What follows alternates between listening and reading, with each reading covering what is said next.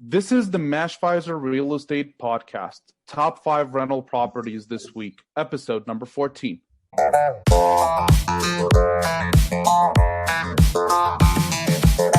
Hey guys, it's me, Mike Richardson, Senior Investor Consultant and Product Specialist here at Mashvisor. I'm so excited to welcome you to episode number 14 of the Mashvisor Real Estate Podcast, top 5 rental properties of this week.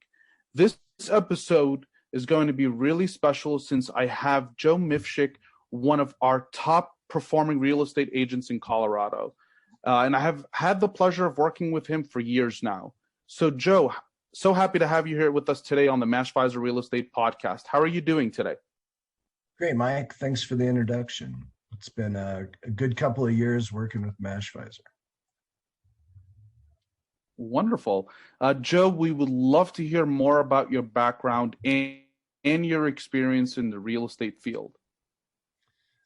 Okay, so for the listeners, I've lived in Colorado for about 40 years. I was born and raised in Wyoming, Rock Springs, Wyoming, went to the University of Wyoming, and then moved down to the Denver area where I was the assistant sales manager of the Denver Business Journal, and then came up to Fort Collins, Colorado a little bit later to start the Northern Colorado Business Journal. So kind of started off in journalism, selling advertising mainly.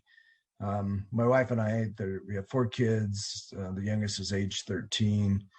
I've had several businesses. I've owned coffee shops. I've run youth programs, sports camps. Currently, I have a couple of businesses I work with.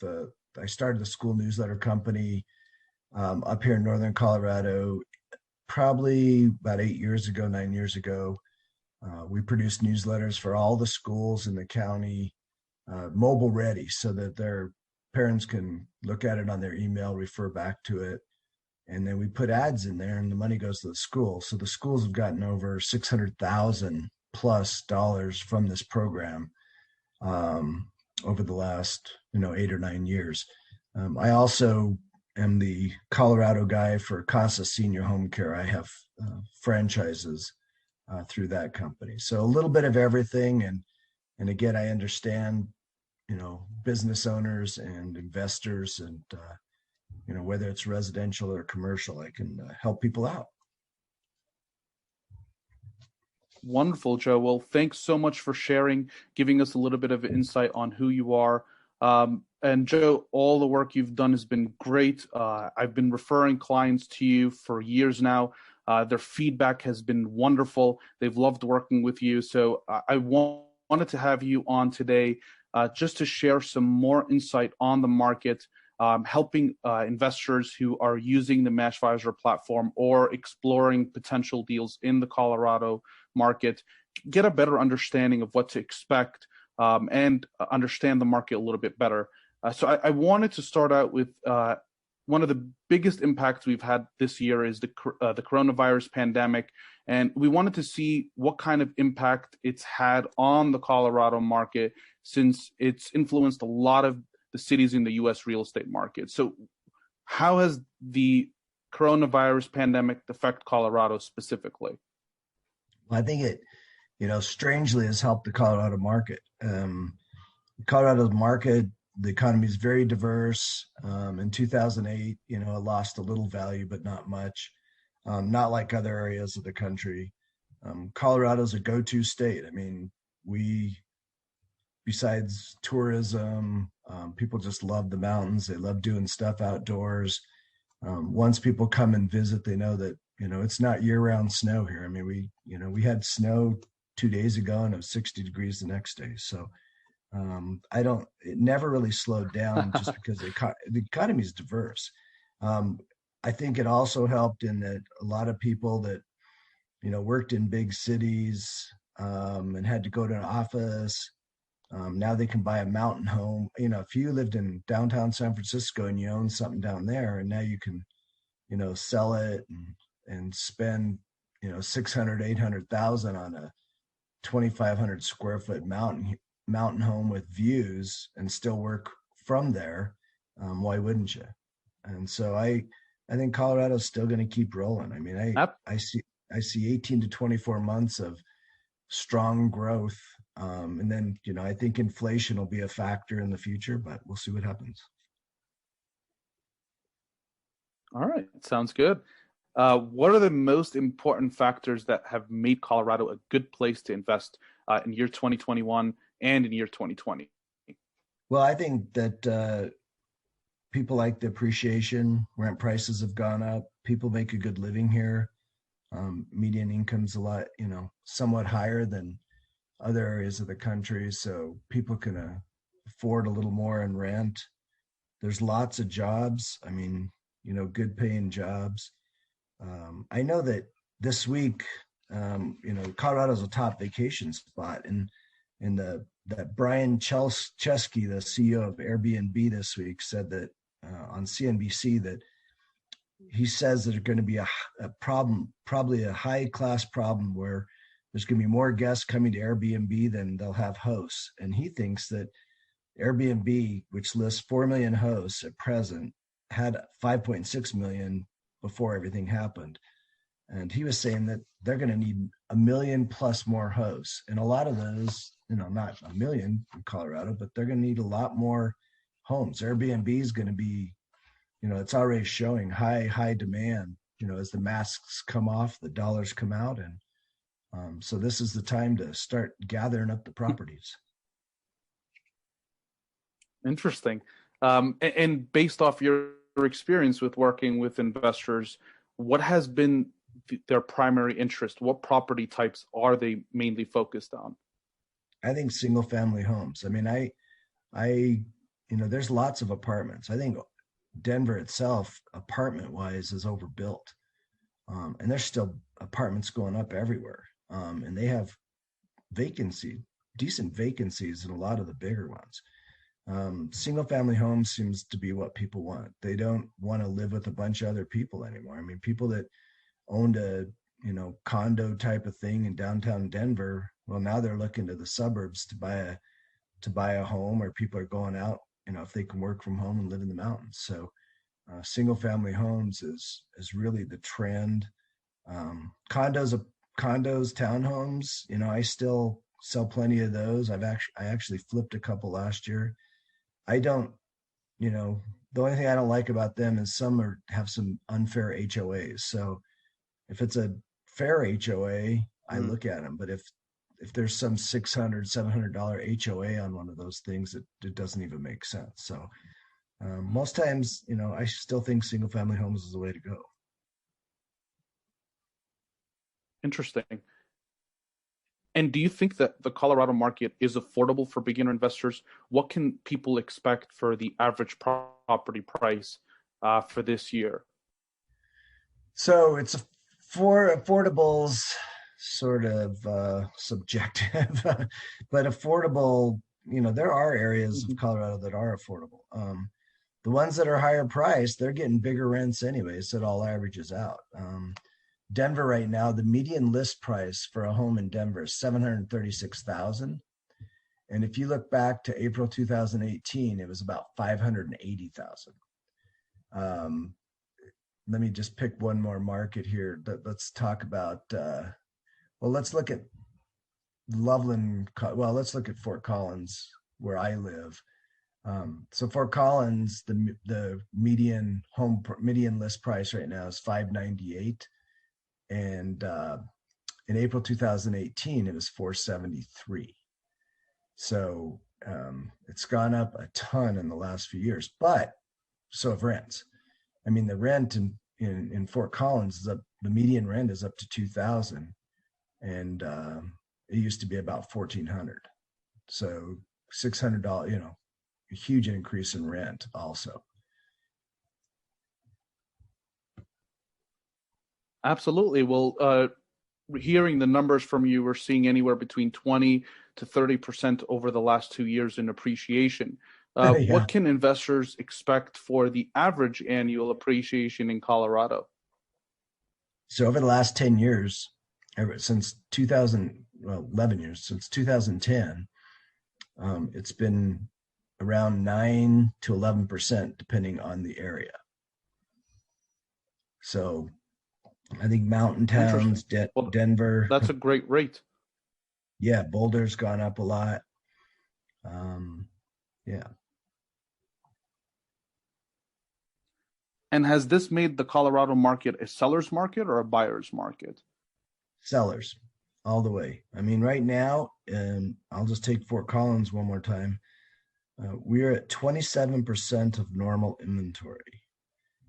So we're nowhere near the inventory needed this time of year. I mean, Colorado used to be pretty much, the selling season was April 1 till, September. I mean, now it's year round. I mean, it's most realtors that are, halfway decent. They're busy 12 months out of the year. There's no hot season. I mean, people are buying stuff in the winter even, where they didn't do that as much, years ago.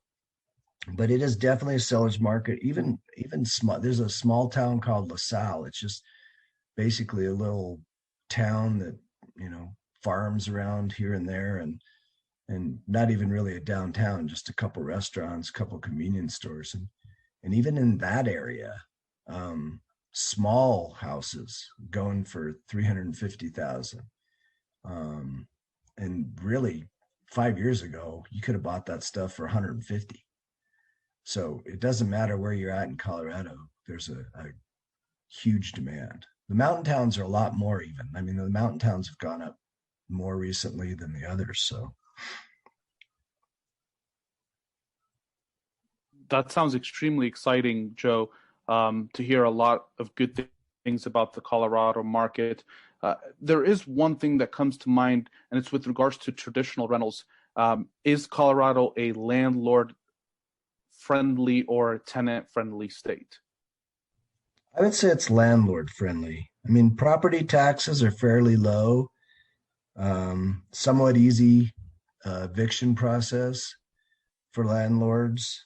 Um, on the property tax side, though, for years we had a rule that I forget the name of it right now, but it could only be a certain percentage of the state government income could come from property tax. And in this last election, for some reason, people took that limit off. I mean, I don't know who the people were, but I should call them up and ask why, because no way should they be allowed to just do whatever with property tax. And people of this state actually, for some reason, voted to have no limit on property tax, which is mind-boggling to me. I don't know anybody that wants higher taxes on their homes, but there was enough to send that. So that might change a little bit. Property tax could go up more than it did before, but hopefully not. In your opinion, Joe, what cities in Colorado would you recommend are optimal for traditional investments, and which are much more geared towards Airbnbs? If you were to pick out your top two cities for both rental strategies. Well, Airbnb, of course, I would pick mountain towns. I would pick, suburbs of Denver, for Airbnb type situations. There's a suburb called Morrison, which is on the west side of Denver. That there's a lot of shopping out there, Red Rocks, amphitheaters out there where they have the concerts. It's kind of a gateway to the mountains because you just jump on I-70 and, in an hour you can be to Breckenridge, or a half hour you could be at Blackhawk and do some gambling. As far as traditional rentals, I mean, Colorado Springs, is a great place. Greeley, I think, is a great place because there's still good affordable houses. Sterling, Colorado, it's up in the northeast part of the state. It's pretty, oil and gas heavy, but there's no builders up there. There's nobody building anything. And so as gas prices go up, they're going to have a little boom again, more workers. And last time they had a bunch of workers, they put up 200 trailers to house them because they didn't have housing. So, Sterling would be just one of those out of the box type places where it doesn't seem like you'd make money, but the houses are pretty cheap up there. So. Mm. Okay. Well, Joe, we also wanted to get some of your insights on some of those Airbnb markets. How are the regulations with regards to Airbnbs? Is it flexible, and which markets should investors avoid that are putting short-term rental restrictions? Avoid Denver. So the city of Denver, it has to be your primary residence or the ADU or the mother-in-law suite type thing. They're not letting people just buy houses and let them Airbnb. I know it goes on, but it's against the rules of the city. Most other areas, you just have to have a license. So if you go to the mountain towns or Fort Collins, you just have to get a license because they want the tax revenue. But most Airbnb, the Airbnb gets a lot of, the rents are high for Airbnb, a lot higher than traditional, that's for sure. Okay, great. Well, thanks for that insight. Where do you see the market heading in the next 2 to 3 years for Colorado and some of the cities that you've mentioned? Well, I look at everything. I listen to, podcasts like these, and I listen to economists. I like listening to futurists, people that, people that have actually predicted stuff that's going to happen 15, 20 years out. And I think, most of them are saying that the run up we've had and the shortage of inventory could go another 18 to 24 months. And it doesn't matter what side of the fence you're on for, whether you're a Democrat or a Republican. I think the economy runs like, a waterfall in a huge rainstorm for a while here. I think it's just going to go and go and go. And like I said, when the masks come off, the money comes out. We know for a fact that credit card debt over the time that we've been doing the COVID stuff, credit card debt's gone way down, and savings has gone way up. Even though people haven't had jobs, they haven't spent anything. And so now you're seeing a pent up demand. And I think that from everything from housing to vacations, it doesn't matter. People are going to be spending like crazy. Now, most people think that after that 18 to 24 months of, kind of a keep going up, low inventory, high prices, that there will be a little flattening, and that, people, there's going to be inflation. There's going to be an inflationary time in the next 24 to 48 months, 2 to 4 years, that because prices can't just go up. And it's not just houses. It's milk, it's gas, it's, everyday supplies, it's electricity. So inflation's going to hit, and it's going to burst some people's bubble. But Colorado home prices won't go down necessarily. They may lie flat for a while, but they're not going to go down.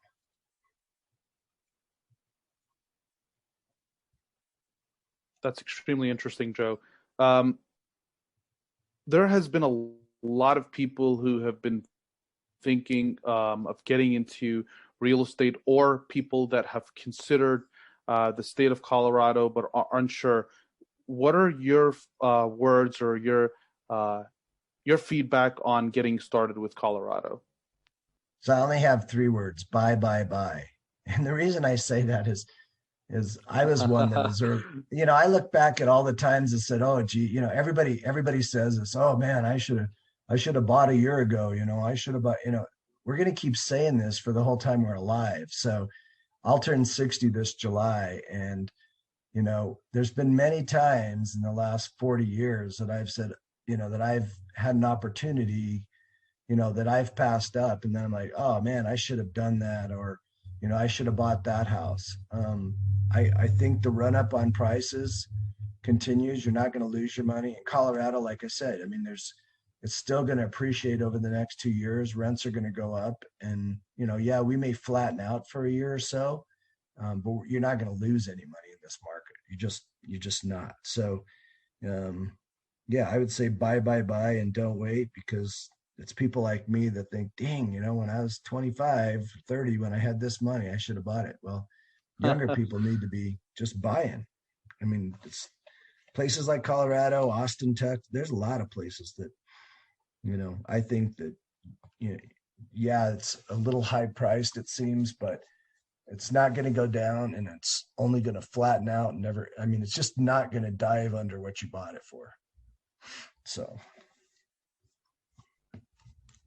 Well, Joe, those words, buy, seem extremely exciting. And based off a lot of the information you've shared with us today and your experiences, I think people should explore some potential deals.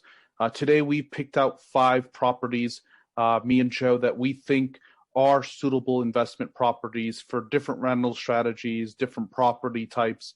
We would love to share them with you today. We actually had a 6th property. It was in Colorado Springs, but we didn't get the chance to also share this property. It didn't stay on the market for long. It was only listed for 11 days, and it did get sold. So we're going to be sharing these 5 for you. The first 2 that we have are in the city of Denver. One is a multifamily. The second is a townhome. The multifamily offers investors a successful and lucrative investment opportunity through a traditional long-term lease. The townhome offers investors an Airbnb and traditional strategy. Joe, we'd love to get some insights on Denver. What can you tell us about the Denver market? Well, as far as Denver, I think that, the trend seems to be, not a massive trend, but a trend out of, apartments and more into something with less people. So whether it's a house or my son actually works for Bungalow. It's a company that what they do is they buy the house and then they lease a room. They don't do the traditional, rent the whole house type of thing. They actually set it up so that 4 people can live in 4 different bedrooms, each having a bathroom, and then they share the common areas. And it's a great way to go because, for your, instead of getting $2,500 a month, you're getting $4,000 a month for the same house, just, setting it up like that. The Denver market itself, like I said, I would go with single family homes. There's areas of Denver that are hot neighborhoods, south of downtown. On the other side of I-25, there's a lot of good neighborhoods. I just wouldn't be right in the center of the town where all the, there's so many apartments and there's so many office buildings. And I truly believe in commercial that there's going to be office buildings that are turned into apartments because they're not going to have enough office people to fill these offices. So I think some of the office buildings will even turn into apartments one day. So I would avoid that. But there's plenty of areas around Denver that have great, and rents are high. Rents are high, traditional or Airbnb, all around, in the single family homes. Interesting. Well, for the first property, the address is 129 West 3rd Avenue. That's in Denver, Colorado, and the zip code is 80223. The asking price for this duplex is $825,000. The property has a great rate of return. Based off our calculations, we're estimating $60,000 in annual gross. And after all of your expenses, we are evaluating a potential rate of return for a property like this that helps you generate a 5% cap rate. So for this price point and that type of rate of return, this is an absolutely great deal for investors to consider. If this sounds like a property that is a suitable fit for you, feel free to check out the property in the show notes below. You can reach out to Joe. He'll give you more insights on the market, the area that the property is listed in, and some of the rates of return that you can expect for a property like this. Now, for our second home in Denver, it's, as mentioned, a townhome. I was going to say that on the one on West 3rd we just talked about, that one's a great one. It's an old, it's an older home. It was actually built in 1890, and people, millennials, they love that, built in 1890, built in 1910, historical type, that have been redone. But anyway, that's just my 2 cents on that one. Absolutely. Thanks for sharing that that insight on that property. For the second property in Denver, it's, as mentioned, a townhouse. The address is 4359 Claude Cow, and that's in Denver, Colorado. The zip code is 80216. The asking price is $525,000. It offers you 3 beds, 3 baths, 1,837 square footage. We mentioned that this property is a suitable fit for investors who are looking into both Airbnbs and traditional. It has a great rate of return for both strategies. You can expect a $5,333 average comparable Airbnb income based off the Airbnb data in that market. And for a traditional strategy, you can expect a $3,100 a monthly income over a 12-month lease. And that puts your cap rate after all of your expenses at the cost of the home at 8.71% for Airbnb. So that's absolutely phenomenal for that price point, and 5% for a traditional long-term rental. Do you have any insights that you can give us about this property, Joe? Yeah, this one's another fun one. This one was built in 1894, totally remodeled. It's a really unique looking house. And you said 3-bedroom, 3-bath. It's actually, it is individual units. So it's 3-bed, 3-bath, but they're all individual units. So, put a queen size bed in all 3 of them and rent all 3 of them out. So, but a fun house and easy to get to a lot of downtown type of things right there. So. Wonderful, Joe. Thanks for sharing that insight. The next property that we have on our list for today is in Estes Park, Colorado. It's geared towards Airbnbs. What's your insight on the area there, Joe? Well, Estes Park is Estes Park is the gateway to Rocky Mountain National Park. It's grown a lot in the last 20, 25 years. The only holdup last summer was Estes Park was one of them that got evacuated from the fires because we had the fires in the mountains, and there was one night that Estes Park, parts of it were actually threatened, which was, pretty terrifying since that's a very large town with pretty much one way out. You can go to Boulder or you can go to Fort Collins. There's a road in each direction. But it's a great, people love it in the summertime. Winter rentals, I don't know how much they do in the winter. I'm just saying summertime is huge up there. Wintertime is probably a little lackluster because there is no ski mountain around there. Most people go up there for the Rocky Mountain National Park and the lakes and the hiking, and they have all kinds of festivals all summer. So, but it's a great town. I love Estes Park. Actually, Estes Park is showing the average Airbnb occupancy rate over a year period at 54%. So that aligns with some of the insight that Joe has given us. It might be geared more towards the summer months, unlike the winter months. But the rate of return that we can expect on this property is great for its price point. The address is 541 Hundo Circle, and that's in Estes Park, Colorado. The zip code is 80517. The asking price is $775,000. It offers you 3 beds and 3 baths, around 3,000 square footage.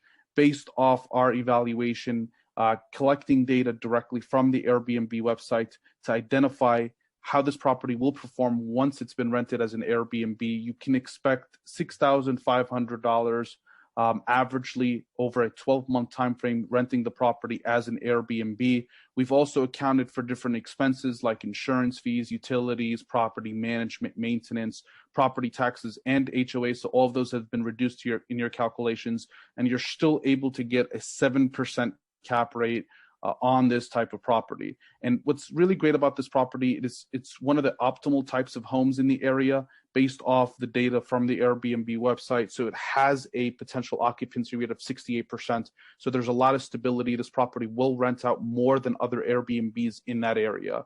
So if this is a property that you think you'd like to learn more about, you'll find the information in the show notes. You can check the property out on the Mashvisor platform or reach out to Joe directly, who can provide you with more insights. Now, next on our list for today, our 4th property, it's in Steamboat Springs, Colorado.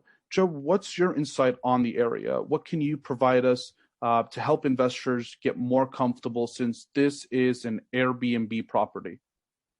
So I love Steamboat Springs. Steamboat Springs is probably a little harder to get to for a ski area, but Steamboat Springs is a small city. It's been there a long time. It has its own high school.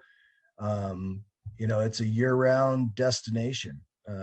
During the summer months, they have festivals, but they have huge baseball tournaments up there. Triple Crown does all their tournaments there, so you get people from all around the country, and even from other countries that come to tournaments there for baseball. The ski mountain has snow earlier than most places, so the ski mountain's open earlier and later than a lot of the other ones. But there's everything there. I mean, the river runs through town. There's just so much to do in Steamboat. You can, and they're not building a lot of stuff. I mean, I know that they're putting up condos here and there, but there isn't a lot being built elsewhere. But it's a great ski town. It's a great summer town. I love Steamboat. If I had a place to live in Colorado, it'd be Steamboat. Great. Well, this one is located at the base of the Steamboat ski resort. And as you mentioned, condos are booming in the area. So this is a condo as well. The address is 2155 Ski Times Square Drive, and that's in Steamboat Springs, Colorado. The zip code is 80487. The asking price is $604,000. It's a 2-bedroom, 2-bathroom condo with 1,616 square footage.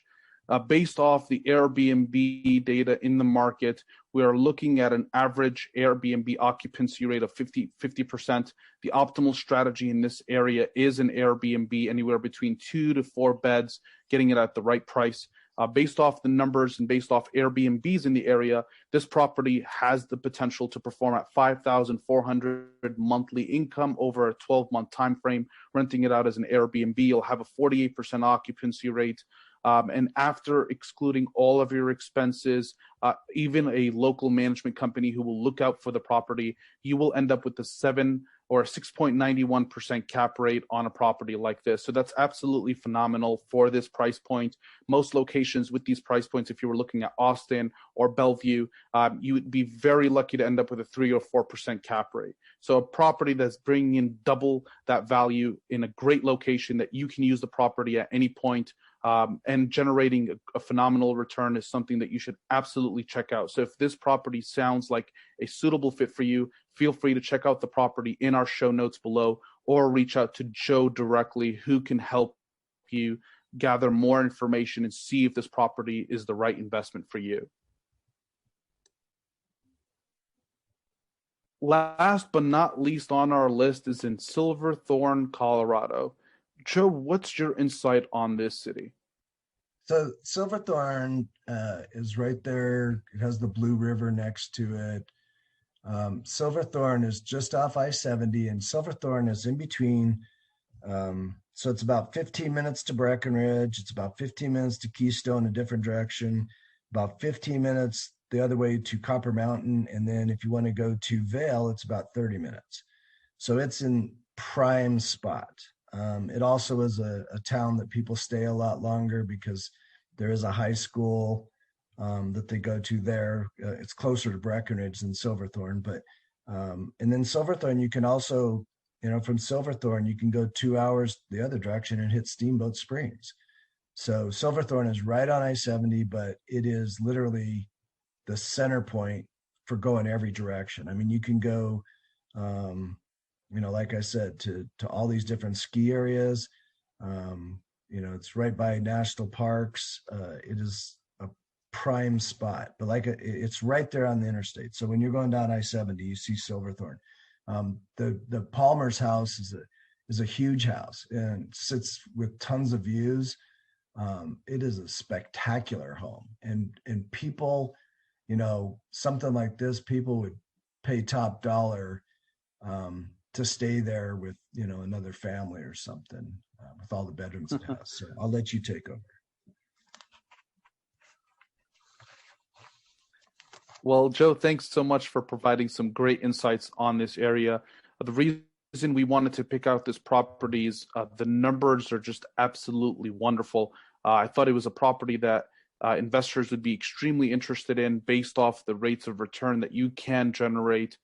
It's a single family home. The address is 1360 Palmer's Drive, and that's in Silverthorne, Colorado. The zip code is 80498. The asking price is $1,950,000. It will offer you 6 beds, 6 baths, around 5,200 square footage. Based off the due diligence we've done, this property has the space to host anywhere between 14 to 16 people. So a lot of people will be using this property, and it's an optimal property type in the area based off the Airbnbs on the Airbnb website. The average Airbnb occupancy rate in the market for these property price points is 47%. So this tells you that there's a lot of stability. This is bringing a lot of international clients and clients anywhere that would be interested in using this property for an Airbnb. Now, based off the Airbnbs in that area who have been performing for years, this property has the capability of generating anywhere between 110,000 to 126,000 in annual gross. That puts your cap rate anywhere between, depending on how you are as a homeowner or as an Airbnb host. I would prefer investors who are much more experienced in Airbnbs to focus on deals like this. This will be an optimal property for experienced Airbnb hosts. With this type of rate of return and all of your expenses being accounted for, you can expect anywhere between a 4 and a 5% cap rate, depending on how well you perform. Your average occupancy rate would be around 48%. So this is an outstanding deal. Me and Joe are very excited about this property. So if you feel this property sounds like a suitable fit for you, you'll find all the information that you need on the Mashvisor platform or in the show notes below. And you can always reach out to Joe to get more insights on the area, on the property, and help you gather all the information that you need to make a successful investment. Yeah, thanks for having me today, Mike. And let's do it again next week. This is fun. Joe, thank you so much for being with us today. I really appreciate all of the information you're able to provide our investors. And if anyone wants to reach out to Joe Mifshik, feel free to do that. He's an experienced broker with Keller Williams, and he can help you anywhere you'd like in the state of Colorado. And if any of these properties we talked about today sound like a suitable fit for you, don't let these deals pass. Check out those properties right away.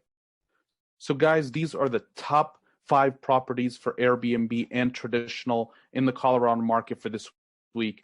These properties are all currently available for sale, but they will not stay on the market for too long. Deals like these don't usually get sold within a couple of weeks. So I really encourage you to look into them right away. Before we go, I'd like to offer you a special gift to help you get started in real estate investing. With promo code TOP5, that is capital T, capital A, capital P, and the number 5, you get access to a 7-day free trial that will allow you to test out the platform, get comfortable with all the information. And if you decide to stay with us after the free trial, you will also benefit from a 15% discount on either our quarterly or annual subscriptions to Mashvisor, and that is for life. So that's all for us this week, guys. I'll be back next week with more exciting opportunities. Meanwhile, happy investing.